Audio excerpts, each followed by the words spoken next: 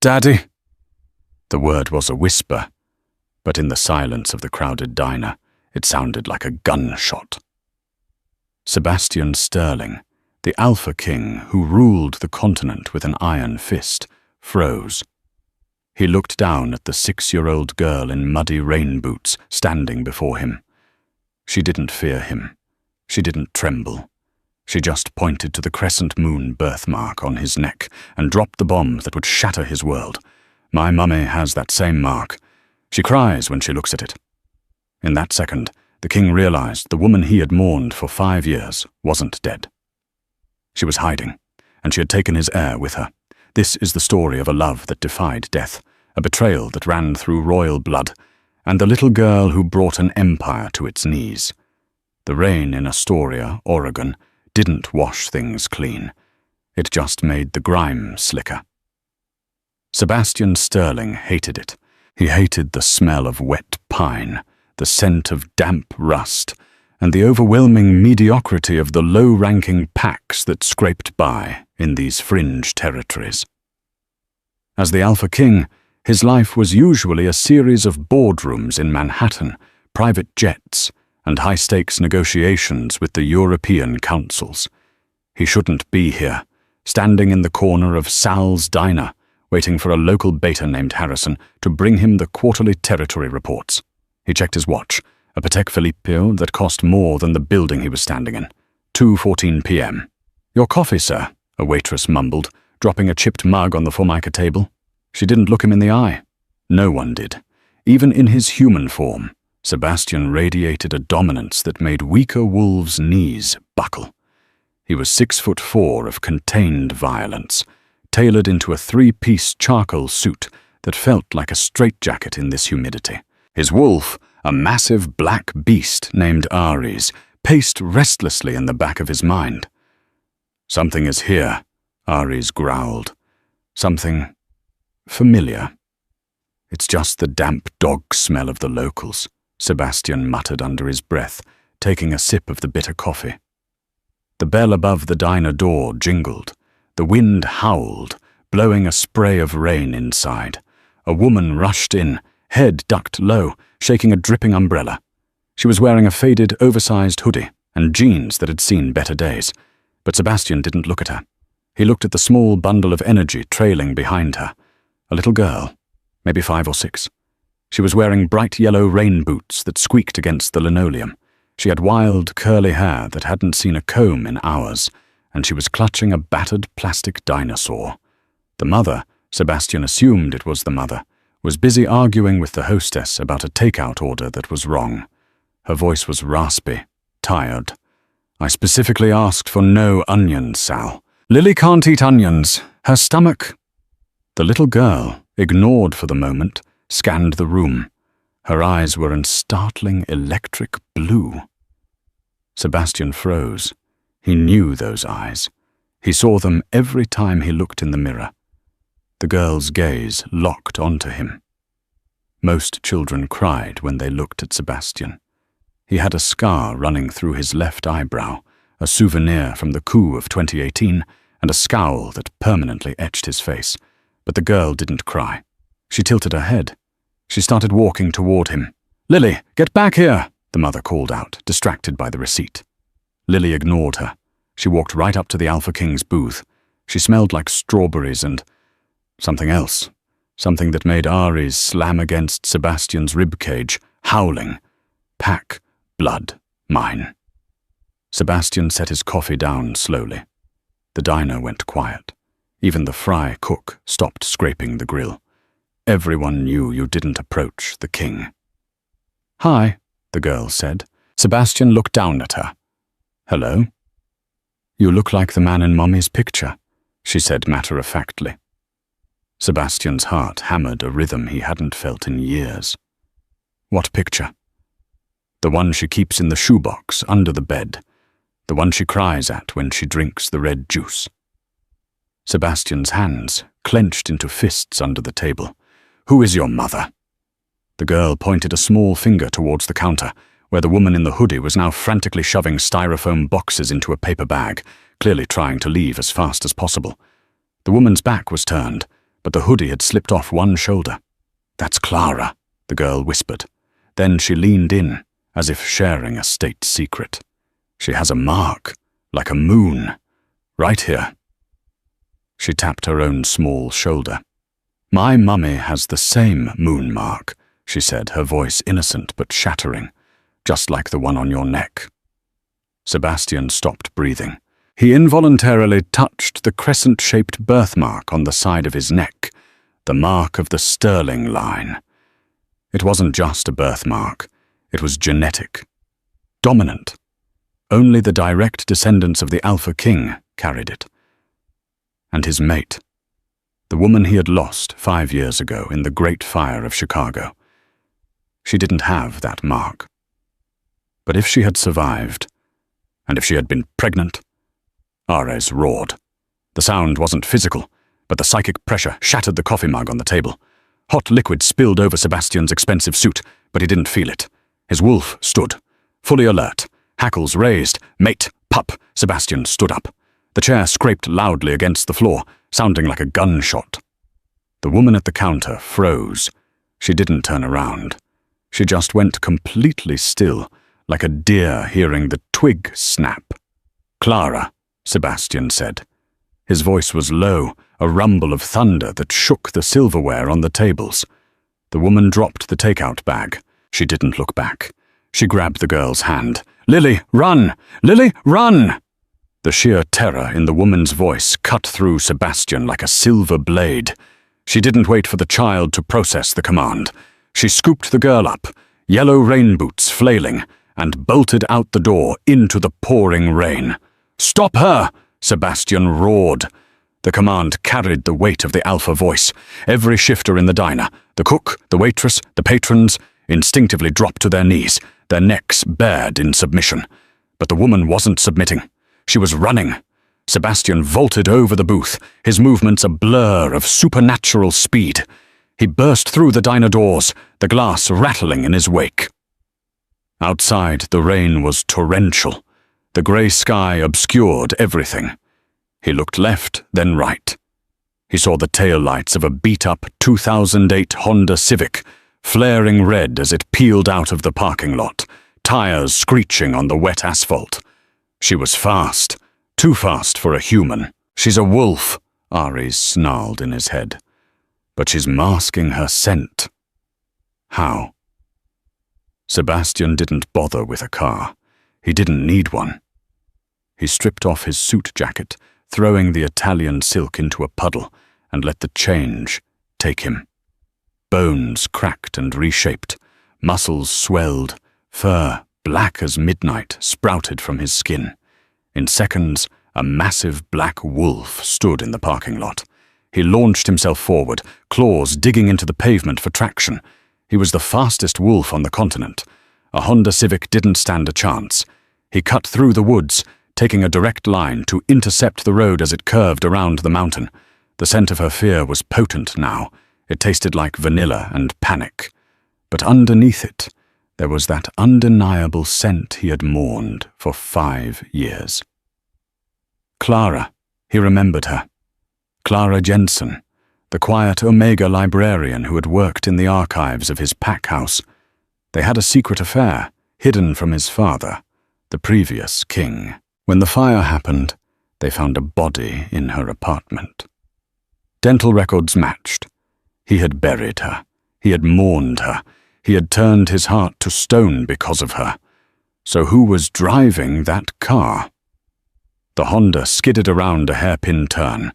Sebastian lunged from the tree line, landing squarely in the middle of the road, a dark nightmare blocking her path. The car screeched, fishtailing wildly before slamming into the guardrail. Metal crunched. Steam hissed from the radiator. Sebastian shifted back. He stood naked in the rain, uncaring, his chest heaving. He strode towards the car. The driver's side door was jammed. He ripped it off its hinges with one hand and tossed it aside like cardboard. Inside, Clara was shaking, blood trickling from a cut on her forehead. She was clutching the steering wheel with white knuckles. In the back seat, Lily was screaming, but she was strapped in safe. "Get out," Sebastian growled.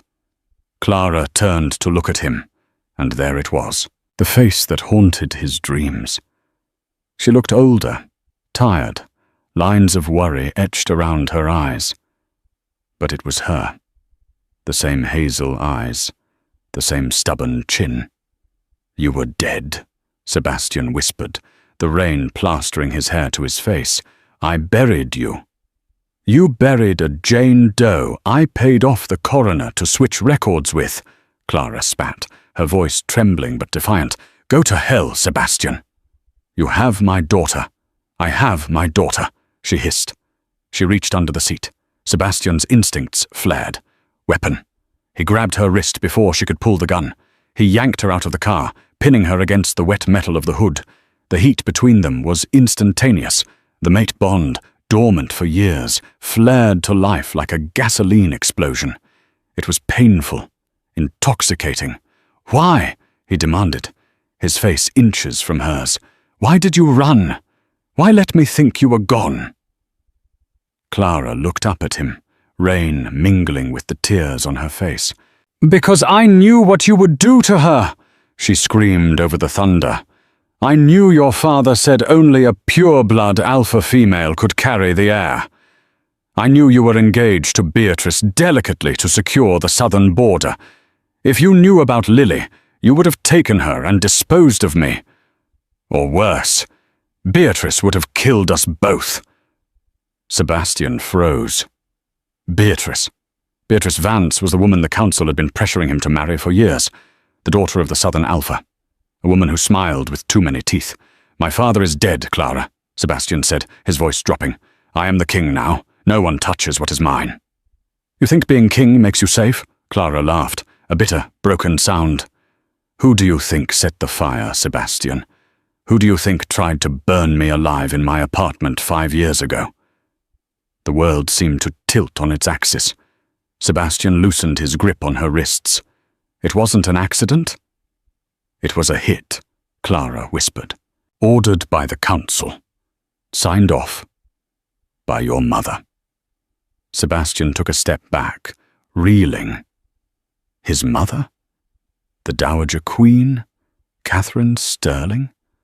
The woman who knitted sweaters and organized charity galas? "You're lying," he snarled. "Look at Lily." Clara pointed to the back seat, where the little girl was watching them with wide, terrified eyes. "Look at the mark on her shoulder. She is the strongest alpha blood born in a century. She shifted for the first time when she was 3, Sebastian. 3. Do you know how dangerous that is? If the council finds out, they will dissect her." Sebastian looked past Clara to the little girl. Lily had stopped crying. She had unbuckled herself and was pressing her hand against the glass. As he watched, her eyes glowed a luminous, brilliant gold. Not the blue of a pup, the gold of a king. Sebastian felt his knees hit the wet asphalt. He wasn't bowing to the elements. He was bowing to the truth. He looked up at Clara, the woman he loved, the woman who had lived in poverty for 5 years to protect his child from his own family. "Get in the car," he said, his voice rough. "No," Clara said, crossing her arms. "I'm not going back to that snake pit." "You can't stay here. You blew your cover. That waiter at the diner, he's already texting the gossip sites. By morning, every bounty hunter from here to New York will know a girl with the Sterling moon mark was seen in Oregon." Clara paled. She knew he was right. "Get in the car, Clara," Sebastian said, extending a hand. "I'm not taking you to the pack house. I'm taking you to the safe house. And then I'm going to find out who tried to kill you." He paused, his eyes darkening to pitch black. "And I'm going to rip their throat out." Clara hesitated. She looked at his hand, the hand of the man who had once braided her hair, the man who was now the most powerful monster in the world. She took it. The safe house wasn't a house. It was a fortress disguised as modern architecture.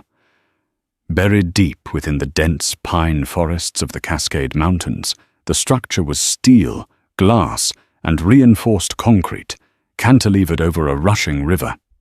Sebastian parked the battered Honda Civic, which he had insisted on driving to avoid tracking signals on his own phone, inside the hidden garage. The heavy blast doors hissed shut, sealing them off from the storm and the world. Silence descended, heavy, suffocating. Clara unbuckled Lily in the back seat. Her hands were shaking so bad she couldn't work the plastic clasp. "Let me," Sebastian said. His voice was gentle, a stark contrast to the monster who had ripped a car door off its hinges 10 minutes ago. Clara flinched as he leaned in, but she didn't pull away. Sebastian smelled the fear on her, sour and sharp, and it made his wolf whine in distress. He deftly clicked the buckle open and lifted the sleeping child into his arms. Lily, exhausted from the adrenaline, curled instantly against his chest, her small hand gripping the lapel of his ruined bespoke shirt. "She feels safe with you," Clara whispered, stepping out of the car. She hugged her arms around herself, shivering in her damp hoodie. She never let strangers hold her. "I am not a stranger," Sebastian said, his eyes burning gold for a split second. "I am her father." He turned and led them into the main living area. It was cold, sterile, and dusty. He hadn't been here in years. He placed Lily gently on a plush leather sofa and covered her with a cashmere throw. Then he turned to Clara. "The heating will kick in soon. There's a first aid kit in the bathroom down the hall. Brandy in the cabinet." "I don't want brandy, Sebastian," Clara said, her voice gaining strength. "I want answers. You said your mother ordered the hit. Prove you didn't know." Sebastian paced the room, his energy restless. "I spent 3 years hunting for your killer. I tortured the arsonist who set the fire until he begged for death. He told me it was a rival pack from the east. I wiped that pack off the map. I killed 300 wolves to avenge you." Clara's eyes widened. She hadn't known. In her exile, living off cash tips and fake IDs, news of the Alpha King's war hadn't reached her. "The arsonist lied," Clara said softly, "or he was a pawn." She reached into her bra and pulled out a small, tarnished silver locket. She popped it open.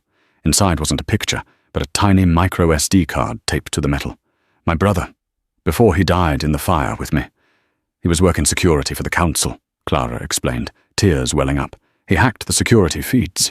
He sent me this audio file 2 minutes before the explosion. It's the only reason I wasn't in the bedroom when the bomb went off.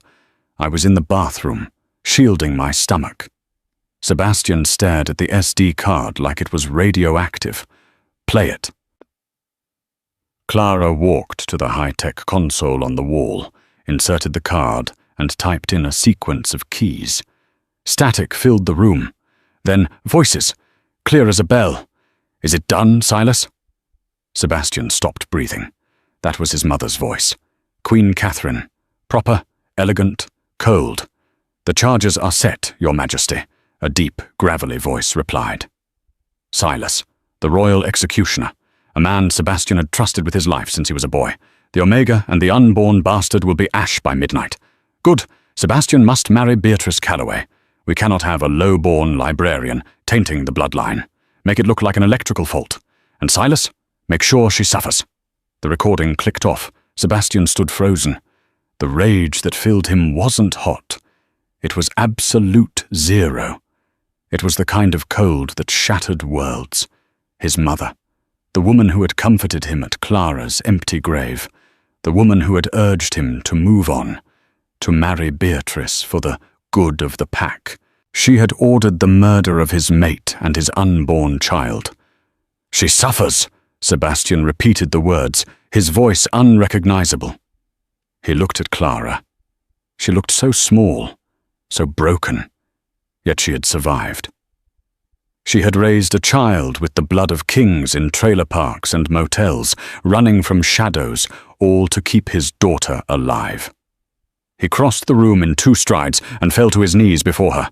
The Alpha King, the apex predator, knelt on the hardwood floor and buried his face in her stomach. "I am sorry," he choked out, his shoulders shaking. "I am so sorry." Clara hesitated, her hand hovering over his dark hair. Then the bond won. She wove her fingers through his hair, pulling him close. "It wasn't your fault, Bash, but we aren't safe. If she knows I'm alive—" "She won't know," Sebastian promised, looking up, his eyes hard. "Because we are going to kill her first." "No," a small voice piped up. They both froze. Lily was sitting up on the couch, rubbing her eyes. Her plastic dinosaur was clutched in one hand. "Daddy can't kill Grandma," Lily said, her logic simple and childish. "That's mean." Sebastian stood up slowly and walked over to the couch. He sat on the edge, terrified he would break her. "Lily, do you know who I am?" Lily nodded. "You're the Wolf King. Mummy told me stories. She said you were lost in the dark, and we had to hide until you found your light." Sebastian felt a lump in his throat the size of a fist. He looked at Clara. She never poisoned the child against him. She made him a hero. "Well," Sebastian whispered, brushing a curl from Lily's forehead, "I found my light." Suddenly, the perimeter alarm blared. A red light began to pulse on the wall console. "Proximity alert. Sector 4. Sebastian's head snapped up. Someone followed us." "How?" Clara panicked, grabbing Lily. "We ditched the car. We took the back roads." "I didn't bring my phone," Sebastian growled, his eyes shifting to his wrist. "My watch. The Patek Philippe. It had a GPS transponder for his security team." He ripped the watch off his wrist and smashed it against the wall, shattering the mechanism. "Is it Silas?" Clara asked, terror draining the color from her face. Sebastian moved to the window, peering through the blast shutters. He saw headlights cutting through the rain, black SUVs. 3 of them. They weren't council cars. They were unmarked. "No," Sebastian said, his voice dropping to a deadly growl. "It's not Silas. It's Beatrice." Beatrice Calloway stepped out of the lead SUV, her heels sinking into the mud. She didn't care about the mud. She didn't care about the rain ruining her $500 blowout. She stared up at the glass house jutting out of the cliffside. "You're sure he's in there?" she asked the man beside her. "Tracker signal died 2 minutes ago, Miss Calloway. But the heat signature confirms 3 bodies inside. 1 male, 1 female, 1... small." Beatrice's lips curled into a snarl. She was beautiful in a sharp, predatory way. Blonde hair, icy blue eyes, and a heart made of pure ambition. For 5 years, she had played the role of the patient fiancé. She had waited for Sebastian to get over his grieving period. She had endured his coldness, his refusal to touch her. She thought he was just broken. But 10 minutes ago, her contact at the Oregon diner had sent her a photo. A grainy cell phone picture of Sebastian Sterling staring at a little girl with curly hair. Beatrice wasn't stupid. She saw the resemblance, and she knew what it meant. If that child lived, Beatrice would never be queen. "Burn it," she said. The mercenary beside her blinked. "Ma'am, the Alpha King is inside." "I said burn it," she screamed, her mask slipping. "Use the incendiary rounds. If Sebastian dies, it's a tragedy. My father will take over the council in the power vacuum. But that bitch and her brat do not leave this mountain alive." The mercenaries raised their rifles. These weren't normal guns. They were loaded with Wolf's Bane-infused explosive rounds. Inside the house, Sebastian heard the click of the safety catches. His hearing was far beyond any normal wolf. "Get to the panic room," Sebastian ordered Clara. "Take Lily. Go." "What about you? I'm going to buy you time." "Sebastian, no. There are too many of them." "Clara." He grabbed her face, kissing her hard, a kiss of desperation and possession. "I lost you once. I will burn the world to ash before I lose you again. Go." He shoved her toward the hidden panel in the bookshelf. Clara grabbed Lily and ran into the darkness of the panic room. The steel door sealed shut with a heavy thud. Sebastian turned to the front door. He cracked his neck. He stripped off his shirt. The first grenade shattered the front window, exploding in a fireball that engulfed the living room. Sebastian didn't flinch. He walked through the fire, his skin blistering and healing in seconds. He stepped out onto the porch, the flames framing him like a demon rising from hell. Beatrice gasped. He was magnificent, terrifying. "Beatrice!" Sebastian roared, his voice shaking the trees. "You made a mistake coming here." "Give me the girl, Sebastian!" Beatrice yelled back, hiding behind her guards. "Give me the bastard, and we can go back to New York. We can pretend this never happened." "She is not a bastard," Sebastian said, his voice dropping to a whisper that carried on the wind. "She is the queen." He shifted.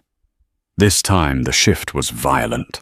His wolf, Ares, had been denied his mate and pup for 5 years. The rage was catastrophic. He grew larger than he had ever been, a behemoth of shadow and muscle, standing nearly 7 feet tall at the shoulder. The mercenaries opened fire. Bullets struck him, puffing little clouds of fur and blood. But Sebastian didn't stop. He was a blur of motion. He tore through the first guard, snapping his neck before the man could scream. He swatted the second one into a tree with enough force to shatter his spine. It wasn't a fight. It was a slaughter. Beatrice scrambled back towards the SUV, fumbling for her door handle. "Drive! Drive!" she screamed at her driver. But the driver was gone. Sebastian had ripped him through the windshield. Beatrice turned around, trembling, to find the massive black wolf standing over her. Hot, bloody breath huffed into her face. "Kill her," Ares commanded. She threatened the pup. Sebastian raised a massive paw, claws extended like daggers. "Wait!" Beatrice screamed. "If you kill me, you'll never find out where your mother is keeping the rest of them." Sebastian froze. He shifted back to human form, naked, covered in blood, his hand wrapped around Beatrice's throat. He lifted her off the ground. "What rest of them?" he snarled. Beatrice clawed at his hand, gasping for air. The experiments. Clara wasn't the only one. Your mother. She's been taking Omega women for years, trying to breed. A controllable weapon. Lily isn't just a child, Sebastian. She's the control group." Sebastian threw Beatrice against the side of the SUV. She slumped to the ground, coughing. "Where?" "The old asylum," Beatrice wheezed. "Blackwood Ridge. That's where the lab is. That's where your mother is right now." Sebastian looked back at the burning house. The panic room was fireproof, but the heat would eventually get through. He had to get Clara and Lily out. But he also had a destination now. He knocked Beatrice unconscious with a single blow to the temple. He wouldn't kill her yet. She was his hostage, his leverage against the South. He turned and ran back into the inferno to retrieve his family. The war had just begun, and for the first time, the king had something to fight for. The drive to Blackwood Ridge took 4 hours. They had ditched the Honda for one of Beatrice's armored SUVs, with the unconscious southern heiress bound and gagged in the trunk. The atmosphere inside the car was thick with tension. Lily had finally fallen asleep across Clara's lap, clutching her dinosaur, oblivious to the fact that her father was driving them towards the heart of darkness. Sebastian gripped the steering wheel so tight the leather creaked. "Tell me about the experiments," he said, his eyes fixed on the rain-slicked road. Clara stroked Lily's hair, her face pale in the passing headlights. "I didn't know about them until recently. I started hearing whispers on the underground Omega networks. Women disappearing. Women who had potential. They call it Project Genesis." "My mother," Sebastian said, the word tasting like ash in his mouth. "She always talked about strengthening the bloodline. I thought she meant arranged marriages. I didn't think she meant breeding farms." Blackwood Ridge loomed ahead, a sprawling, derelict Victorian asylum perched on a cliff overlooking the ocean. It was supposed to be abandoned, a ghost story for local teenagers. But as they approached the rusty gates, Sebastian saw the new electric fencing humming in the dark. He parked the SUV in the woods, a mile out. "Stay here," he ordered. "No," Clara said, her voice steel. "Those are my people in there. Omegas. I'm coming with you." "Clara, it's too dangerous." "I'm not asking, Alpha," she cut him off. "I'm telling you, Lily stays in the car. Beatrice isn't going anywhere. But I am coming with you." Sebastian looked at her. He saw the fire in her eyes, the same fire that had kept her alive for 5 years. He nodded. "Stay behind me." They moved through the perimeter like shadows. Sebastian took out the guards at the gate, silently, snapping necks before they could raise the alarm. They slipped into the main building through a service entrance Clara remembered from old blueprints. Her librarian mind never forgot a detail. The inside of the asylum didn't look abandoned. The crumbling facade hid a state-of-the-art laboratory. White walls, steel doors, the hum of heavy machinery, and the smell. It hit Sebastian first, the scent of fear. Stale, old fear. And underneath it, the scent of pups. "Oh God," Clara whispered, covering her mouth. They reached a viewing gallery overlooking a massive central chamber. Below them, rows of glass cells lined the walls. Inside the cells were women. Some were pregnant. Some were holding infants. They looked gaunt, terrified, their eyes vacant. And in the center of the room, standing over a table covered in charts and blood samples, was Queen Catherine Sterling. She looked exactly as Sebastian remembered her. Immaculate white suit, pearls, grey hair coiffed to perfection. She was holding a vial of glowing blue liquid. "Subject 45 is failing," Catherine said to a man in a lab coat. "The serum is too potent. The fetus can't handle the alpha transition in utero. Dispose of it." "Mother!" The roar shattered the glass of the viewing gallery. Sebastian didn't bother with the stairs. He leapt through the broken window, landing on the floor of the lab with a thunderous crash. Clara stood at the railing above, aiming a tranq gun she had taken from a guard. Catherine spun around. Her eyes widened, but she didn't panic. She smiled, a cold, serpentine smile. "Sebastian," she said, smoothing her skirt, "you're early. I wasn't expecting you until the annual gala." "What have you done?" Sebastian snarled, stepping toward her. The scientists scrambled back, terrified of the Alpha King's rage. "You're experimenting on your own people? Murdering unborn children? I am perfecting our race," Catherine snapped, her poise cracking. "Look at us, Sebastian. We are dying out. The bloodlines are diluting. The humans are getting stronger. Their technology is outpacing us. We need stronger alphas. We need gods, not wolves."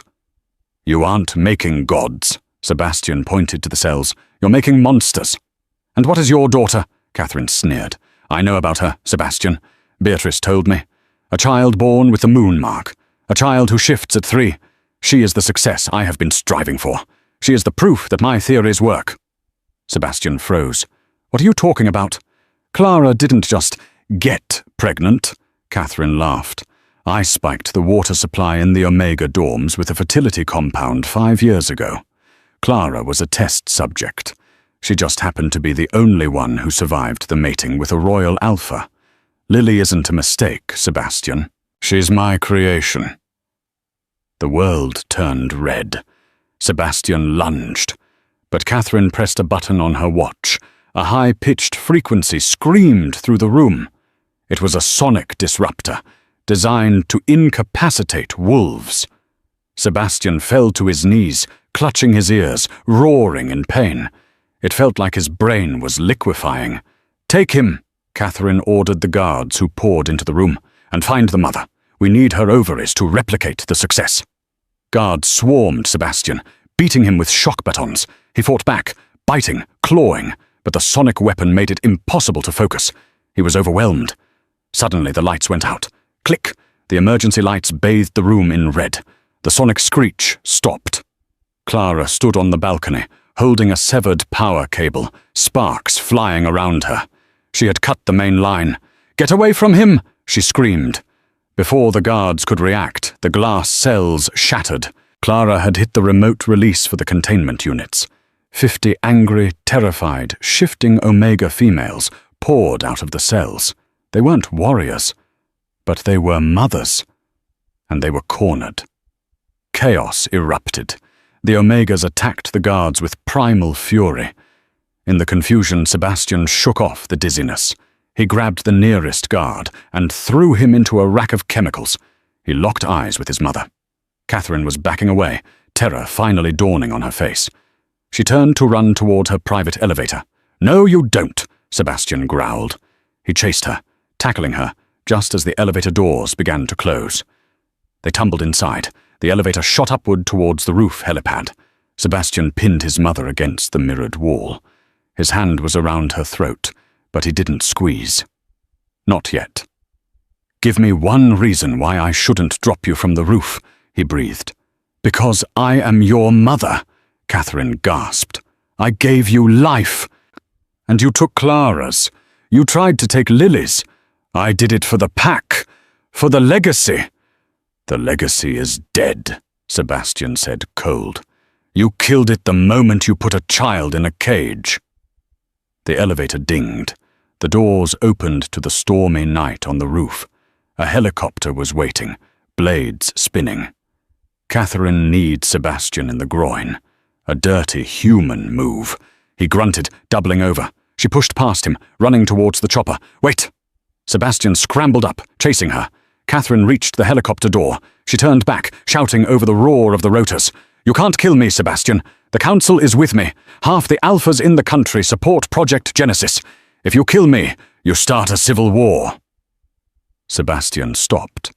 He stood in the rain, looking at the woman who had raised him. He realized she was right. If he killed her, she became a martyr, a visionary silenced by a weak son. He needed to destroy her, but not with claws. He reached into his pocket. He pulled out his phone. Clara's burner phone, actually. He held it up. The screen was glowing. "What is that?" Catherine squinted. "A live stream," Sebastian yelled, "connected to the global pack network. Every alpha, every beta, every omega from London to Tokyo is watching this.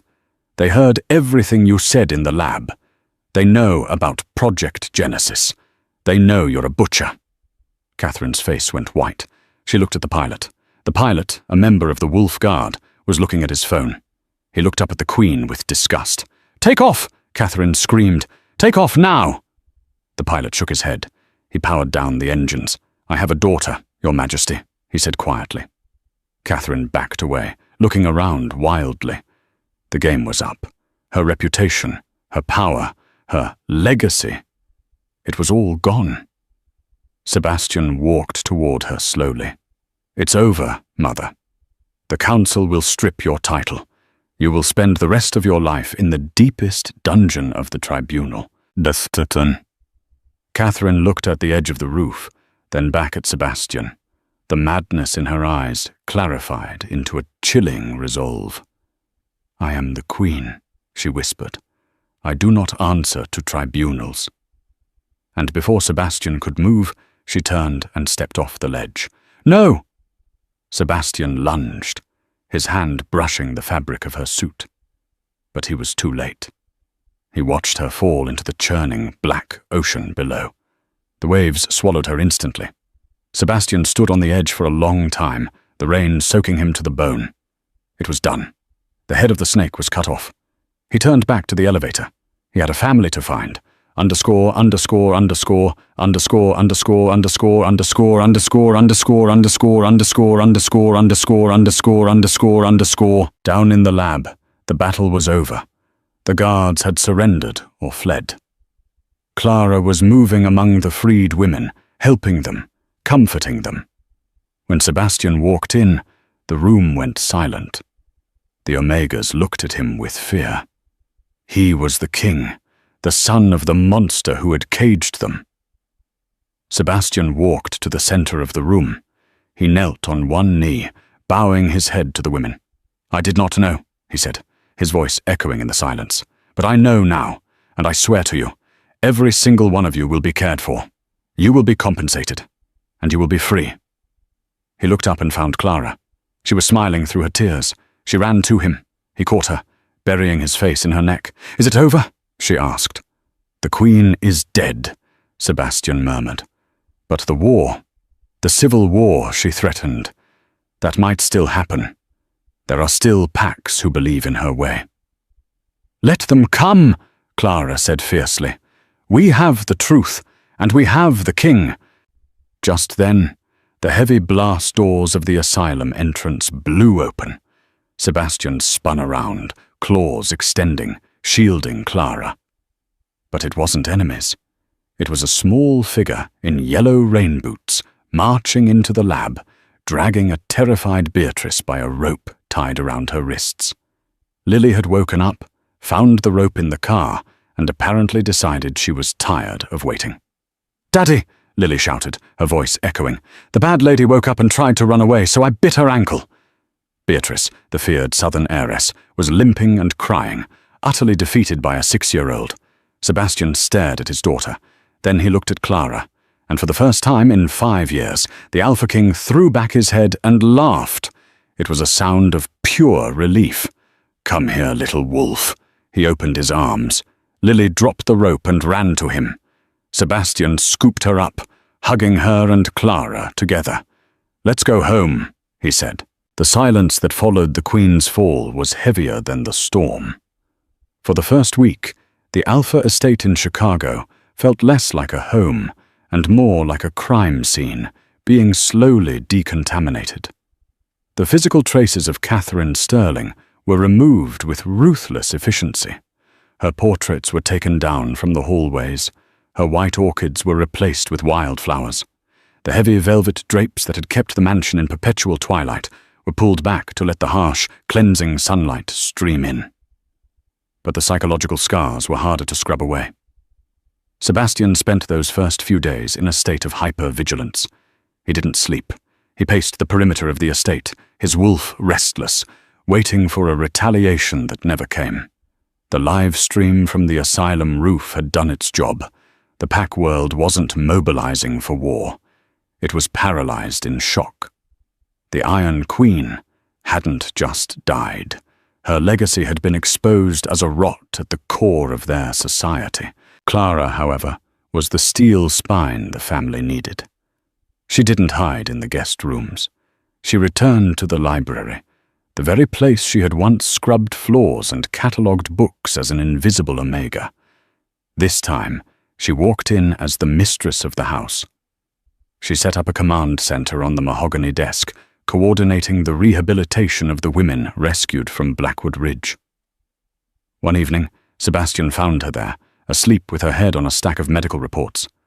Lily was curled up on a rug nearby, coloring in a picture of a wolf with bright purple crayons. Sebastian leaned against the doorframe, the knot in his chest loosening for the first time in 5 years. "She's drooling on the treatise," Lily whispered loudly, not looking up from her coloring. Sebastian chuckled, walking over to scoop his daughter up. "Mummy is tired, lil bit. She's saving the world." "Are you saving the world too, Daddy?" Sebastian looked at the sleeping woman who had defied an empire for him. "No," he whispered, kissing Lily's forehead. "I'm just making sure the world is safe enough for her to wake up." Underscore, underscore, underscore, underscore, underscore, underscore, underscore, underscore, underscore, underscore, underscore, underscore, underscore, underscore, underscore, underscore. The peace, however, was fragile. 2 weeks after the rescue, the Council of Elders demanded an audience. They arrived in a cavalcade of black limousines, 12 old men and women who represented the ancient bloodlines. They had been Catherine's peers, her enablers. They walked into the grand hall with stiff backs, smelling of skepticism and old money. Sebastian sat on the Alpha throne, a massive seat carved from obsidian. He had never looked more like a king than he did in that moment, unshaven, exhausted, but radiating a power that made the air crackle. Clara stood beside him. She wasn't wearing a crown yet, just a simple blouse and trousers, but she held her head high. "This is irregular, King Sebastian," Elder Harrison began, his voice dry as parchment. "The Queen Mother is dead. There is no body. The Southern Packs are in disarray after the arrest of Beatrice Calloway. And you present us with a librarian and a child of unknown lineage." "Unknown lineage?" Sebastian's voice was a low rumble that vibrated through the floorboards. "We have seen the child," Harrison sniffed. "She is cute, but cute does not make her an alpha heir. The Sterling line is dominant. If the child is not a true alpha, your claim to the throne weakens. The protocols state that if you marry a low-born omega—" "Careful, Harrison," Sebastian warned, his eyes flashing gold. "I am merely quoting the law," Harrison insisted, emboldened by the murmurs of the other elders. "We demand a blood test, a formal verification of the child's potential. Until then, the council will assume stewardship of the—" The double doors at the back of the hall banged open. Everyone turned. Lily stood there. She was supposed to be in the playroom with her nanny. Instead, she was wearing her yellow rain boots and holding a half-eaten apple. She looked at the 12 strangers in suits. She didn't look scared. She looked annoyed. "Who are the loud people, Daddy?" she asked, her voice carrying clearly across the cavernous room. Harrison sneered. "This is the child. She looks entirely human. Weak." He took a step toward her, intending to intimidate. "Girl, come here." It happened in a heartbeat. Lily dropped her apple. She didn't like the man's tone. She didn't like the way he smelled, like mothballs and arrogance. She stomped her foot. It wasn't a tantrum. It was a command. A shockwave of pure, unadulterated alpha aura exploded from the 6-year-old girl. It hit the elders like a physical wind. The windows rattled in their frames. The crystal chandelier swayed violently. Harrison's knees buckled. He didn't choose to fall. His wolf forced him down. One by one, the 12 most powerful wolves on the continent dropped to their knees, heads bowed, necks bared in instinctive submission to a superior predator. Lily blinked, the golden light fading from her eyes as quickly as it had appeared. She looked at her father. "Did I do a bad thing?"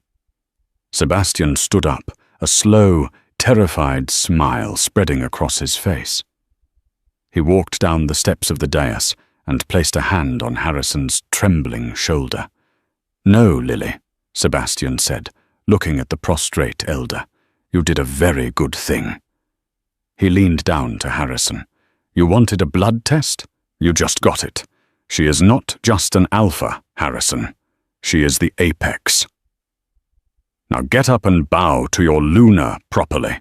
Underscore, underscore, underscore, underscore, underscore, underscore, underscore, underscore, underscore, underscore, underscore, underscore, underscore, underscore, underscore, underscore. The coronation, held 3 months later, was less of a ceremony and more of a global celebration. The packhouse grounds had been transformed. The iron gates were thrown open to the public for the first time in a century. Wolves from every pack, from the snowy ridges of Alaska to the deserts of Nevada, camped on the lawns. There were bonfires, music, and the smell of roasting meat filling the air. In the dressing room, Clara stared at herself in the full-length mirror. The gown was midnight blue, embroidered with silver thread that looked like constellations. It was beautiful, but her hands were shaking as she tried to fasten the clasp of the necklace Sebastian had given her, a simple silver chain holding the locket that had saved her life. "Here," Sebastian's voice came from the doorway. He was wearing a tuxedo that fit him like a second skin, the sterling crest pinned to his lapel. He walked over and deftly fastened the necklace, his warm fingers lingering on her neck. "I can't believe this is real," Clara whispered, leaning back against him. 5 years ago, I was heating up instant noodles in a motel microwave, terrified that a knock on the door meant death. Now, there are 10,000 people outside waiting to call me queen. Sebastian turned her around. They aren't cheering for the title, Clara. They are cheering for the woman who broke the cages. You didn't just survive. You changed the nature of our kind. You proved that compassion is stronger than bloodline purity. He kissed her, deep and slow, a promise renewed. And besides, he pulled back, grinning, if you get nervous, just look at our daughter. They looked over at the chaise lounge. Lily was currently trying to wrestle her plastic T-Rex into the intricate sash of her silk dress. Rexy wants to see the people, Lily insisted, grunting as she shoved the toy's tail into a velvet pocket. Rexy is a distinguished guest, Sebastian agreed solemnly. When the trumpet sounded, the world seemed to hold its breath. Sebastian and Clara walked out onto the massive stone balcony overlooking the estate. The roar that went up from the crowd was physical. It vibrated in their chests. It wasn't the polite, fearful applause of his mother's reign. This was a primal, joyous sound, a howl of liberation. Sebastian raised his hand, and the sea of people fell silent. He stepped to the microphone. "For generations," his voice echoed across the valley, "the Sterling kings have told you that strength comes from fear, that to be a wolf is to be a warrior and nothing else." He looked at Clara, who was holding Lily's hand. "I was wrong," Sebastian said. "We were all wrong. The strength of the wolf isn't in the teeth. It is in the pack. It is in the bond that refuses to break, even when the world burns." He reached out and took the heavy platinum crown from the velvet cushion held by the repentant elder Harrison. He didn't place it on his own head. He turned to Clara. "To my mate," he said, his voice thick with emotion, "who walked through fire." He placed the crown on her dark curls. Then he knelt. The king of the North American Alliance knelt on the cold stone before his wife and child. "And to my daughter," he said, looking at Lily, who was beaming, the plastic dinosaur poking out of her pocket. "The moonrise, the future." Lily didn't know the protocol. She didn't care. She threw her arms around his neck and hugged him tight. "I love you, Daddy." Sebastian stood up, lifting her with him. He held her high, one arm around Clara. "Long live the Luna!" he roared. "Long live the Luna!" The crowd screamed back. "Long live the air! Long live the air!" As the sun began to set, painting the sky in shades of purple and gold, Sebastian looked at the horizon. The nightmare of the laboratory, the cruelty of his mother, the loneliness of the glass tower. It was all gone. He felt the small hand of his daughter resting on his shoulder. He felt the warmth of his mate at his side. For the first time in his life, the Alpha King didn't feel like a ruler. He felt like a father. He felt like a husband. He threw his head back and let out a howl, not of command, but of pure, unadulterated joy. Clara joined him, her voice lighter, melodic. And then Lily, with a high-pitched yip that turned into a surprisingly strong howl. And then 10,000 wolves joined in. The sound rose up, chasing the stars, a song that would be sung for generations, the story of the little girl, the plastic dinosaur, and the king who learned to love. The Alpha's watch had ended. The family's time had begun. And that is how a plastic dinosaur and a 6-year-old girl took down the most powerful tyranny in the shifter world. Sebastian Sterling thought he was the king of the world, but he learned the hard way that a mother's love is the only true superpower. They say blood is thicker than water, but in this story, loyalty was the only thing that mattered. What do you think? If you were Clara, would you have hidden the truth to protect your child, or would you have risked it all to tell the king? I want to see your answers in the comments below. Let's get a debate going. If this story gave you chills, if you cheered for Lily and cried for Clara, then please smash that like button. It helps us bring more of these epic sagas to life. And don't forget to subscribe and hit the bell icon, because next week we have a story about a rejected mate who became a billionaire CEO, and you do not want to miss her revenge. Thanks for listening, and remember, the pack is always watching. See you in the next video.